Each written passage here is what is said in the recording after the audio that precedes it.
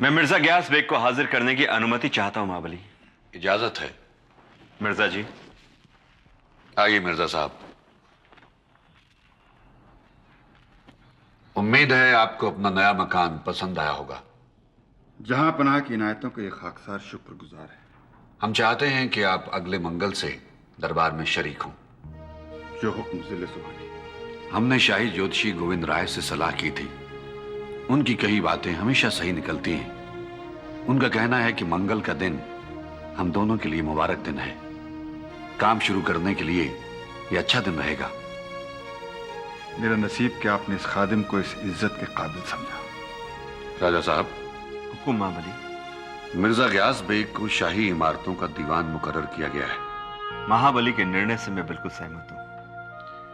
इस सिलसिले में शाही फरमान कल जारी किया जाएगा। हम आपको जाती तौर पर यह खबर देना चाहते थे। हमने आपका काफी वक्त ले लिया। जाइए, आपके घर वाले आपका इंतजार कर रहे होंगे। जहां पनाह की समझ और फराख दिली का कोई किनारा नहीं। आपके रहम करम के बिना इस खाकसार की कोई हैसियत ना होती। नहीं नहीं नहीं मिर्जा साहब, आप हमारे बुजुर्ग हैं। हमें इस तरह से गुनाहगार मत बनाइए। जहां पनाह।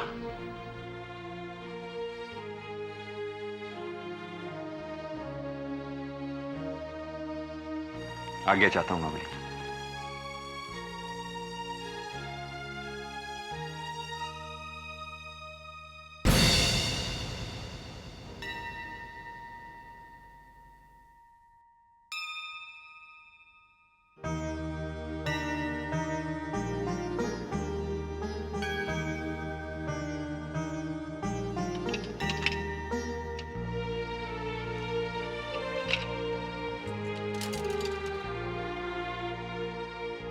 आज आपने आने में बड़ी देर कर दी। राजा साहब काफी देर तक आपकी प्रतीक्षा करते रहे। वो हमसे मिल लिए थे, बल्कि हमारे साथ ही थे। आप थे कहाँ? इबादत खाने में। आज की बहस में हमें बहुत लुत्फ आया, इतना कि वहां से उठने को जी नहीं चाह रहा था। ऐसा क्या प्रसंग था? जगत गुरु हीरा विजया सूरी आज हमारे इबादत खाने में तशरीफ लाए थे। जब कभी भी कोई संत, पीर या औलिया इस तरह से हमारे इबादत खाने में तशरीफ लाता है तो हमें ऐसा महसूस होता है जैसे हमारे जहन का कोई नया दरीचा खुल गया हो।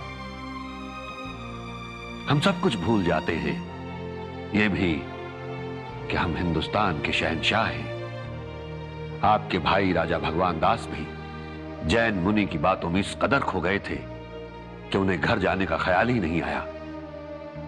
यह सुनकर हमें बड़ी प्रसन्नता हुई। इससे उनके मन को और भी शांति मिली होगी। क्यों? क्या अभी भी उन्हें कोई परेशानी है? उन्हें मानबाई की चिंता थी, लेकिन मैंने उनकी सारी शंकाओं को दूर कर दिया। पिछले कई दिनों से हम भी कई तरह की परेशानियों की वजह से बहुत बेजार थे, मगर कल रात के आखिरी पहर हमें ऐसा महसूस हुआ जैसे किसी फरिश्ते ने हमारे सर पे अपना हाथ रख दिया हो। हमें बेपनाह सुकून महसूस हुआ। हो सकता है वो जैन मुनि की कृपा हो। शायद। खैर, आज का दिन बहुत ही नेक दिन रहा।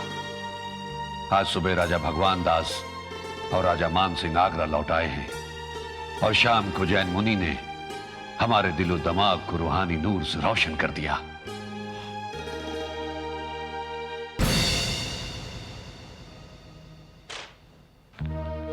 अब्बा हुजूर।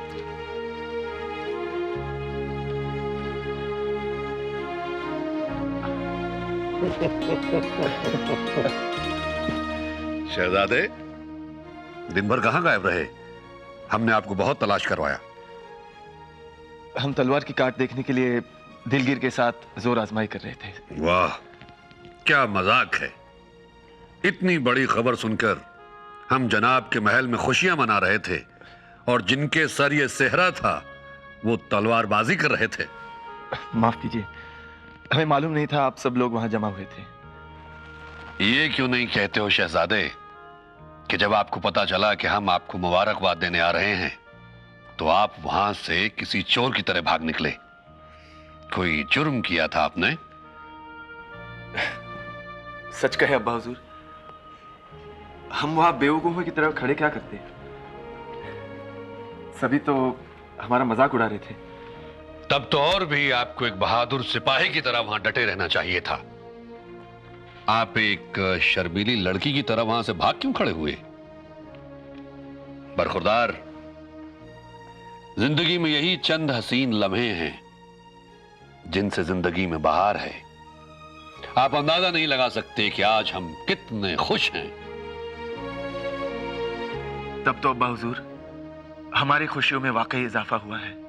अब तो हम एक एक लम्हा गिन के उस वक्त का इंतजार करेंगे जब हम दादा बनेंगे, अपने शेखों के बेटे के दादा। अब्बा हुजूर, बेटी भी तो हो सकती है। राजज्योतिषी गोविंद राय ने यही फाल देखा है। अल्लाह करे उनकी पेशन गोई सच निकले। उनकी पेशन गोई कभी गलत साबित नहीं हुई। अब आप अपनी बीवी के पास जाएं, वो आपका इंतजार कर रही होंगी। जो हुक्म अब्बा हुजूर। बरखुरदार, ज्यादा ताबेदारी दिखाने की बिल्कुल जरूरत नहीं है। हम आपके बाप हैं, आपको बखूबी जानते हैं। आपको तो सिर्फ अपनी बीवी के पास जाने का बहाना चाहिए।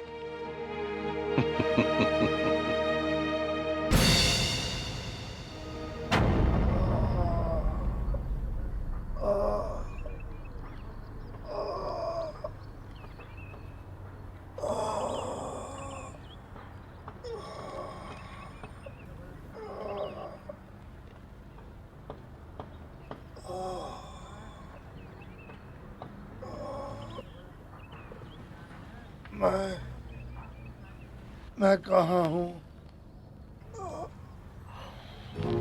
कहाँ हूँ मैं? तुम महफूज हो, अल्लाह की अमान में हो। मैं और आगे बढ़ न सका, बहुत थक गया था, निढाल हो गया था। फिर दूर कुछ खेमे नजर आए, मैं उन तक पहुंचना चाहता था, लेकिन फिर न जाने क्या हुआ। पानी पानी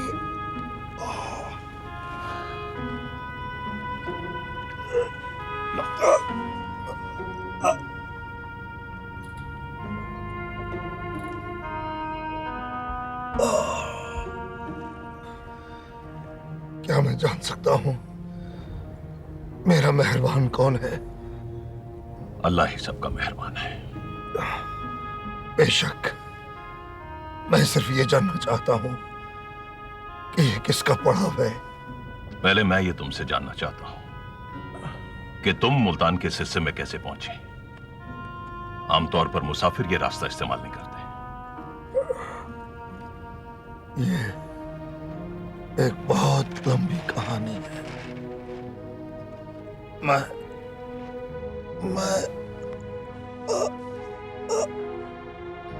पहले तुम थोड़ी देर और आराम कर लो, फिर इत्मीनान से अपनी दास्तान सुनाना। लेट जाओ।